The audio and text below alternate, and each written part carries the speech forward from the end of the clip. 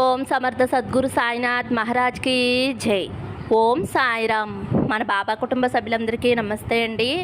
Hi friends, మీ అందరిపైన షిరిడి సాయినాథుని ఆశీస్సులు ఉండాలని, మీరు ఎల్లప్పుడూ క్షేమంగా సంతోషంగా ఆరోగ్యంగా ఉండాలని, మీరు అనుకున్న పనులన్నీ నెరవేరాలని మనస్ఫూర్తిగా బాబా గారిని కోరుకుంటున్నానండి.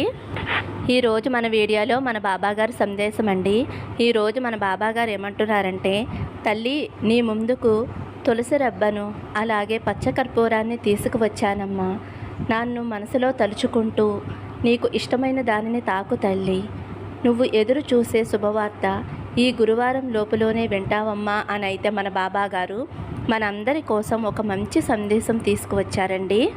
మరి మన బాబాగారు మన కోసం ఎటువంటి శుభవార్త అందివ్వబోతున్నారో బాబాగారి మాటల్లోనే తెలుసుకుందాం ఫ్రెండ్స్. మీరైతే బాబాగారిని స్మరిస్తూ పచ్చకర్పూరం కానీ తులసమ్మ తల్లిని కానీ తాకండి. బాబాగారు ఏం చెప్పబోతున్నారో బాబాగారి మాటల్లోనే తెలుసుకుందాం ఫ్రెండ్స్. చిన్న రిక్వెస్ట్ అండి, మన వీడియోస్కి అయితే ఒక చిన్న లైక్ ఇవ్వండి ఫ్రెండ్స్. అలాగే ఫస్ట్ టైం చూసేవారైతే మన బాబా భక్తి ఛానల్ తప్పకుండా సబ్స్క్రైబ్ చేసుకోండి. ఇంకా ముందుగా అయితే తులసమ్మ తల్లిని తాకిన వారి గురించి అయితే మన బాబాగారు ఇలా చెప్తున్నారండి. తులసమ్మ తల్లి అంటే మనకి ఎంత ప్రత్యేకమో తెలుసు కదండి. సాక్షాత్తు ఆ లక్ష్మీదేవి తులసమ్మ తల్లిలో కొలువై ఉంటుంది. అటువంటి తులసమ్మ తల్లిని ఈరోజు మన ముందుకు తీసుకువచ్చారండి. పరమ పవిత్రమైన తులసమ్మ తల్లిని తాకిన వారి గురించి మన బాబాగారు ఏం చెప్తున్నారో బాబాగారి మాటల్లోనే విందామండి. తులసమ్మ తల్లిని తాకిన నీకు నాపైన నీకు చాలా నమ్మకం ఉంది. నా మీద భక్తి శ్రద్ధలు కూడా చాలా ఎక్కువే. త్వరలోనే నువ్వు షిరిడీకి వస్తావు. ఈ మాటలు అస్సలు మర్చిపోవద్దమ్మా. నువ్వు అక్కడ నన్ను ప్రత్యక్షంగా చూడాలి అని అనుకుంటున్నావు కదా, ఆ విషయం నాకు తెలుసమ్మా. కనుక నువ్వు షిరిడీ వచ్చినప్పుడు ఆ కోరిక తప్పకుండా నెరవేరుతుంది. నన్ను చూడగలుగుతావు. నీ నుండి నేను దక్షిణ కూడా తీసుకుంటాను. తల్లి, ఇప్పుడు నేను నీకు కొన్ని ముఖ్యమైన విషయాలు చెబుతాను, శ్రద్ధగా విను. ఏ విషయమైనా సరే నువ్వు కోరుకున్నట్లుగానే జరగాలి అని చాలా గట్టిగా పట్టుపడతావు. అలాగే నువ్వు చేసే పని పైన చాలా భక్తి శ్రద్ధ కూడా ఎక్కువగా ఉన్నాయి. కానీ ఒక్క విషయం గుర్తుంచుకో అమ్మా, నువ్వు ఆలోచించినంత విధంగా మీ ఇంటి వారు నీ మాటలను ఎవ్వరూ కూడా పట్టించుకోరు. నీ వాళ్లే నిన్ను నిర్లక్ష్యం చేయటంతో నీ మనసుకు చాలా బాధ కలుగుతుంది. నీ బాధని ఎవరితోనూ కూడా చెప్పుకోలేవు. ప్రతి ఒక్కరితోనూ కూడా కలిసిమెలిసి తిరగాలి అని అనుకుంటావు. కానీ నీకు తెలియని విషయం ఏమిటి అంటే, ఎవరైనా సరే వారికి అవసరం ఉంటేనే నీ దగ్గరికి వస్తారు. వారి అవసరం తీరిపోయిన తర్వాత నీ నుండి చాలా దూరంగా వెళ్ళిపోతారు.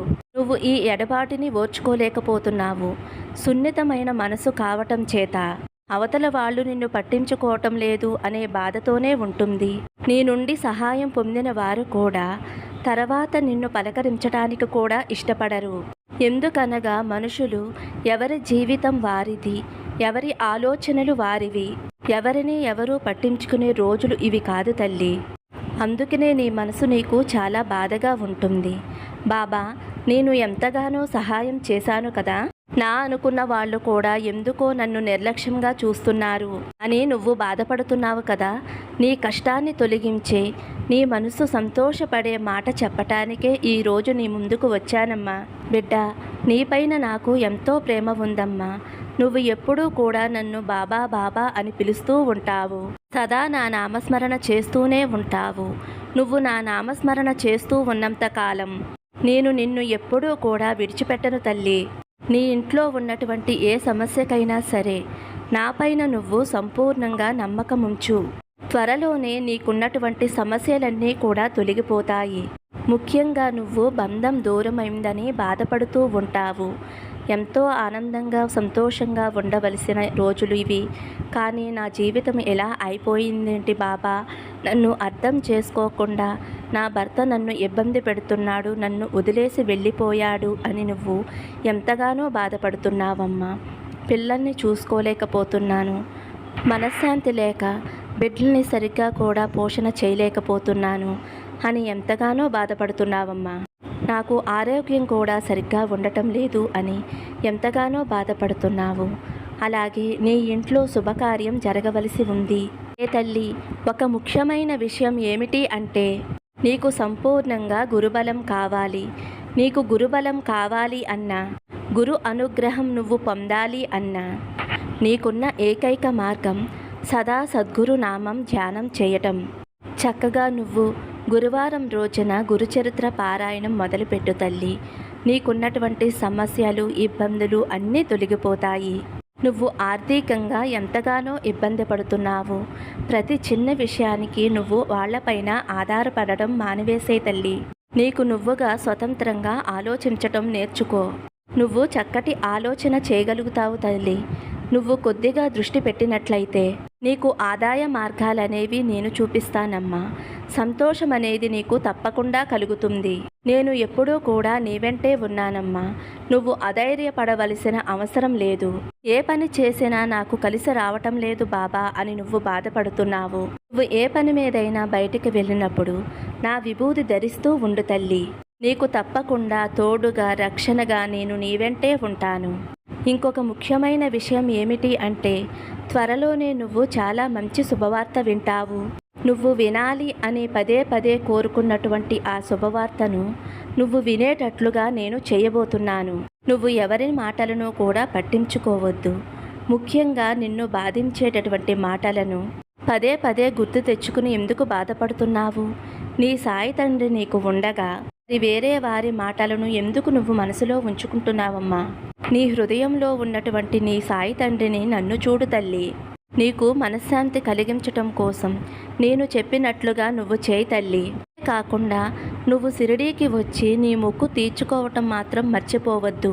నీ బిడ్డల విషయంలో అన్నీ కూడా నువ్వు కోరుకున్నట్లుగానే జరుగుతాయి. ఇకనైనా దిగులుని వదిలిపెట్టు. నాపైన గట్టి నమ్మకం ఉంచు తల్లి. నీ కుటుంబం పెద్దగా ఉండి నీ ఇంట్లో ఎటువంటి కార్యాలు చేశాను, ఇప్పుడు కూడా అటువంటి ఆనందం త్వరలో నీ గృహంలో జరగబోతుంది. నా కోసం నువ్వు ఈ చిన్న పని చేయి తల్లి. గురువారం రోజున నా ఆలయానికి వచ్చి దునిలో పీచు తీయని కొబ్బరికాయని, పచ్చ కర్పూరాన్ని, నవధాన్యాలను సమర్పించు. ఎందుకంటే దుని అంటే స్వయంగా నా స్వరూపమని నువ్వు గుర్తించు తల్లి. నువ్వు గనక ఈ విధంగా 5 గురువారాలు ఇలా చేసినట్లయితే క్రమక్రమంగా నీ ఇంట్లో అన్నీ కూడా చక్కబడతాయి. నీ ఇల్లు నీ కుటుంబంతోటి, నీ బిడ్డలతోటి కలకలలాడుతూ సంతోషకరంగా మారుతుంది. అలాగే నీ అనారోగ్య సమస్యలు కూడా తొలగిపోతాయి. నీ ఆర్థిక సమస్యలు కూడా తీరిపోతాయి. దూరమైన బంధం నిన్ను వచ్చి చేరుతుందమ్మా. చెప్పినట్లుగా చేస్తే నీ కుటుంబంలో మంచి జరిగేటట్లుగా నేను చేస్తాను. సాయి తండ్రి పైన నువ్వు పూర్తిగా నమ్మకంతో ఉండు. అలాగే షిరిడీలో నీ రాక కోసం నేను ఎదురు చూస్తూ ఉంటానమ్మా. నువ్వు కూడా అవసరమైనప్పుడు అవసరమైన రీతిలో నీకు చక్కటి సలహాలను అందిస్తాను. ఈ విషయాన్ని మర్చిపోవద్దు తల్లి. అలాగే గురువారం రోజున నువ్వు నాకు తులసిమాలను సమర్పించమ్మా. తులసమ్మ తల్లిని తాకిన వారి గురించి అయితే మన బాబా గారు చక్కటి సందేశాన్ని అందించారండి. మన నిత్య జీవితంలో మనం అభివృద్ధి సాధించాలి అంటే ఖచ్చితంగా గురువు అనుగ్రహం అనేది తప్పకుండా మనకి కావాలి. అటువంటి బాబాగారి అనుగ్రహం మనకి కలగాలి అంటే గురుచరిత్ర పారాయణం చేసిన, సచ్చరిత్ర పారాయణం చేసిన, గురువారం నాడు బాబాగారి మందిరాన్ని దర్శించటం, బాబాగారి దునిని దర్శించటం, దునిలో మన శక్తి కొలది మనం సమర్పించినట్లయితే తప్పకుండా మనకి గురువు అనుగ్రహం అనేది మనకు దొరుకుతుంది. గురువు అనుగ్రహం అనేది మనం పొందితే జీవితంలో వెనుతిరిగి చూడవలసిన అవసరమే ఉండదండి. కనుక తులసీ దళాలు పట్టుకున్న వారికి బాబాగారు చెప్పినట్లుగా బాబాగారి మీద భక్తి శ్రద్ధలతోటి పరిహారాన్ని చెయ్యండి. తప్పకుండా మీకు మంచి జరుగుతుందండి. మీ అందరికీ కూడా మంచి జరగాలని బాబాగారిని వేడుకుంటానండి. ఇప్పుడైతే పచ్చకర్పూరం తాకిన వారి గురించి అయితే బాబాగారు ఇలా చెబుతున్నారు. తల్లి, నువ్వు పచ్చకర్పూరాన్ని కోరుకున్నావు. పచ్చకర్పూరం ఎంతో పవిత్రమైనది. ప్రతి పూజకి కూడా పూజ ఆఖరిన పచ్చకర్పూరంతోనే హారతిని ఇస్తారు. పచ్చకర్పూరంతో ఇచ్చే హారతి ఎంతో పవిత్రమైనది. పచ్చకర్పూరాన్ని భగవంతుడి సేవకు వినియోగించినట్లుగానే నువ్వు కోరుకున్నటువంటి ఈ పచ్చకర్పూరంతో నువ్వు ఎటువంటి పవిత్రమైన మనసుతో ఉన్నావో నాకు అర్థమవుతుందమ్మా. తల్లి, పచ్చకర్పూరం కోరుకున్న నువ్వు, నీకు చాలా దైవభక్తి ఎక్కువ. ఎవరు ఏ విషయాన్ని చెప్పినా సరే నువ్వు చాలా తొందరగా నమ్ముతావు. అవతల వారు చెప్పింది నిజమా అబద్ధమా అని కూడా ఆలోచించవు. నువ్వు చాలాసార్లు ప్రమాదాలను కొని తెచ్చుకున్నావు. నీకు సహాయం చేసిన వారే నీకు వ్యతిరేకంగా మాట్లాడిన సందర్భాలు ఎన్నో ఉన్నాయి. నువ్వు ప్రతిసారి నా దగ్గరికి వస్తావు. నీకు నాపైన ఎంతో నమ్మకం ఉంది. నన్ను ఒక్క మాట కూడా అనవు. నీకు ఎన్ని కష్టాలు వచ్చినా సమస్యలు వచ్చినా నా దగ్గరకు వచ్చి బ్రతిమలాడతావు కానీ నన్ను నిందించవు. అందువల్ల నాకు చాలా సంతోషము ఆనందంగా అనిపిస్తుందమ్మా. నీ ఓర్పు సహనము నాకు ఎంతో సంతోషంగా ఉంటాయి. ఎప్పుడూ నువ్వు ఇలా శ్రద్ధ సబూరితోనే ఉండు. నేను నీతోనే ఉంటాను. మరొక ముఖ్యమైన విషయం ఏమిటి అంటే ఎవరు ఏమి చెప్పినా అనేటటువంటి ఆలోచనను ఇప్పుడే మానుకోవటానికి ప్రయత్నం చేయతల్లి. బాగా ఆలోచించిన తర్వాత నీ ఇంట్లో వారిని కూడా సంప్రదించి అప్పుడే నిర్ణయం తీసుకో. దానివల్ల నీకు ఎటువంటి సమస్య రాదు. అలా కాకుండా తొందరపడి నువ్వు నిర్ణయం తీసుకుంటే ఇదిగో ఇప్పుడు నువ్వు బాధపడుతున్నట్లుగా జీవితంలో మళ్ళీ సమస్యలను తెచ్చుకున్నట్లుగా అవుతుంది. నువ్వు ఇలా సమస్యలలో పడటం నాకు ఏమాత్రమూ ఇష్టం లేదు. నువ్వు నా దగ్గరికి వచ్చినప్పుడు బాబా నేను ఏం తప్పు చేశాను, నువ్వు చెప్పినట్లుగా చేయటం నా తప్పు కాదు కదా అని అడుగుతున్నావు. కానీ ఒక్క విషయం గుర్తించుకో తల్లి, మనుషులు ధనం కోసం వారి అవసరాల కోసం ఎన్ని అబద్ధాలైనా చెప్పేవాళ్ళు ఎంతో తీయగా మాట్లాడుతారు. అవతల వారి దగ్గర నుండి వారి పని పూర్తి చేసుకునేందుకు అడుగడుగున దండం పెడుతూ ఉంటారు. కనుక జాగ్రత్తగా ఉండి తల్లి. ఇప్పటి వరకు నువ్వు నష్టపోయిన ధనాన్ని నీకు తిరిగి వచ్చేలా నేను చేస్తాను. నువ్వు చేయవలసింది ఒకటి ఉంది. ఎప్పుడూ కూడా ఎవరిని కూడా అతిగా నమ్మటం అనేది మానేసే తల్లి. ముఖ్యంగా నా అనుకున్న వాళ్లే నన్ను మోసం చేశారు తండ్రి అని చెబుతున్నావు.